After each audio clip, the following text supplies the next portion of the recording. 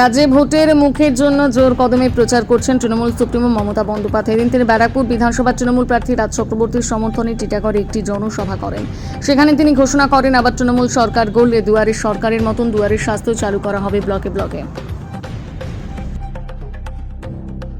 আমরা করবো দুয়ারে স্বাস্থ্য, যেমন দুয়ারে সরকার হয়েছিল ব্লকে ব্লকে, টাউনে টাউনে, তেমনি সব টাউনে টাউনে ব্লকে ব্লকে ডাক্তার আসবে, নার্স আসবে, প্যারামেডিক্যাল স্টাফ আসবে, মেশিন আসবে, স্ক্যান আসবে, অ্যাম্বুলেন্স আসবে এবং দুয়ারে স্বাস্থ্য করে দেব।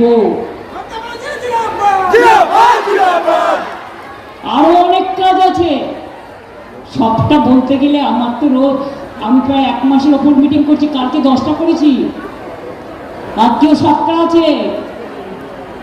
बीजेपी है, जब दुबई में जाते हो तो मुसलमान लीडर के साथ कुलाकुली करते हो, तब देखता है हिंदू मुस्लिम है। जब सऊदी अरबिया जाता है तो एक पद में बैठ के खाते हो, और जितना जुमला बंगाल में है हिंदू और मुसलमान, স্বাধীনতা সংগ্রামের লড়াই সবাই করেনি। নজরুল লেখেন শ্যামা সঙ্গীত, দেখাতে পারবেন যে শ্যামা সঙ্গীত তিনি রচনা করে গিয়েছিলেন, সেই শ্যামা সঙ্গীত এখনো আরো রচনা হয়েছে।